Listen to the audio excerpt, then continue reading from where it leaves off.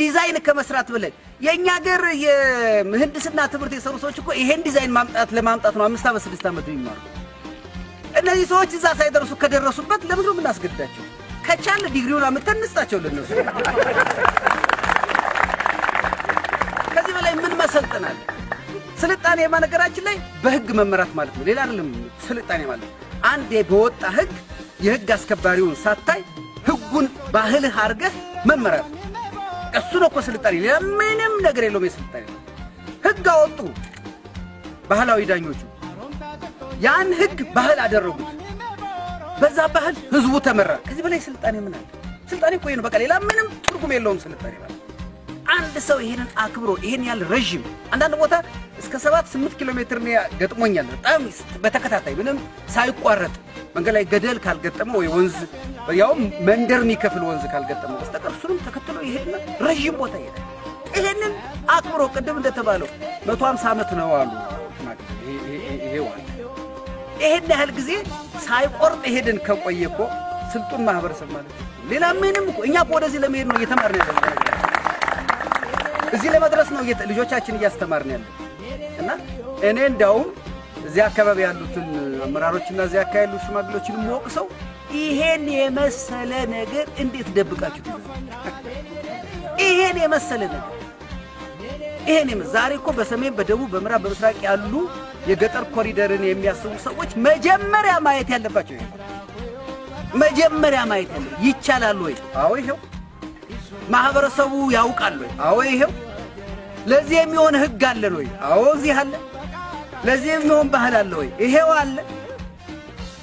ይሄ ነገር የኢትዮጵያ ሐሳብ ነው ወይ? አዎ ይሄው። ከዚህ በላይ የት ሊጎበኝ የሚችል ቦታ? እና እኔ ለሚዲያዎች በየገጠሩ ለኮሪደር ለመስራት ለምትሞክሩ ስራ ኃላፊዎችና ባለሙያዎች ይሄን እዩ። እዚህ ቦታ ጀምሩ።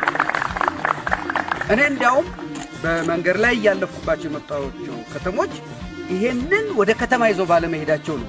ይሄንን ወደ ከተሞች መሄድ ነው። የከተሞቻችን መንገዶች ለምን ጠበቡ? ይሄን የመሰለ ባህል ይያል። የከተሞቻችን መንገዶች እኮ ከዚህ ቢያንስ መስፋት ነበረባቸው። ካልሆነም ከዚህ መጥበብ አለበት። እና እንዴት ነው ከገጠር ወደ ከተማ ስንሄድ ምን ጠበው? ከተሞቻችን ይሰፋሉ ማለት እኮ ነው ማለት ገጠሮቻችን ከተሞቻችን። እና ይሄ ብዙ የፍልስፍና ጥያቄ የሚያስነሳ ብዙ የአሰራር ጥያቄ የሚያስነሳ ነገር ነው። እና እኔ ይሄን የጠበቃችሁ ይሄን የሰራችሁ ይሄን ያስከበራችሁ ሽማግሌዎች እናንተ ናችሁ የሰለጠናችሁ። እኛ መሰልጠን አቅቶን ነው መንገዶቹን ሁሉ ቀንሰን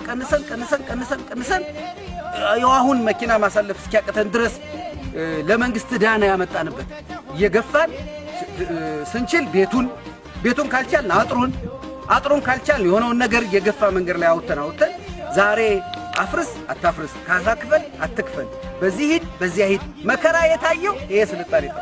እና አደራችሁን የሰለጠናችሁት እናንተ ስለሆናችሁ እንደኛ እንሆናለን ብላችሁ መከራ እንዳለ እንደኛ እንሆናለን ብላችሁ እኛን እንደናንተ መሆን ያለ ይሄን ጠብቃችሁ ሂዱ። ለልጆቻችሁ ንገሯቸው ስልጣኔ ይሄ ነው። እኔ እንዲህ አይነት ቦታዎችን ያየሁት ስዊዘርላንድ ከተሙ የገጠር ከተሞች ናቸው። እንደዚህ በጣም ሰፊ ጎዳና አላቸው፣ ኋላ ሜዳ አላቸው፣ ከፊታቸው እንደዚህ ሰፋፊ ያላቸው። ብዙ የአውሮፓ አገሮች አላየው የከተማ እንትን። የስዊዘርላንድ ግን የገጠር ስልጣኔያቸው ልክ እንደዚህ ነው። እና እዛ ለመሄድ እናንተ እኮ እዛ ደርሳችኋል ወይም እነሱ ከናንተ ተከትለዋል። እኛ ወዴት እንሄድ እንችላለን ከዚህ የተሻለ ስልጣኔ? እና እዚህ ያላችሁ ወጣቶች፣ እዚህ ያላችሁ ባለድርሻ አካላት ይሄ ትልቅ ስልጣኔ እኛ ይሄን መማር መቻል አለብን።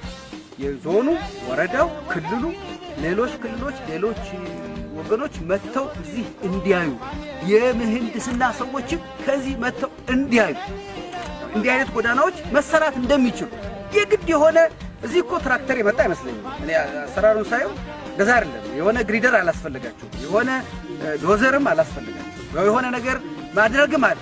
ባህልና ስርዓት ብቻ ነው የዘረጋችሁ። ይሄንን ሌሎቻችን መቅሰም አለብን፣ መውሰድ አለብን።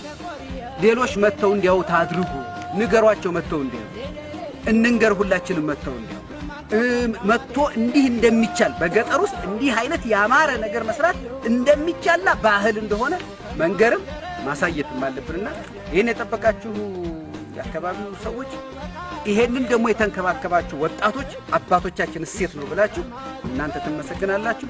ስላየሁት በጣም ደስ ብሎኛል።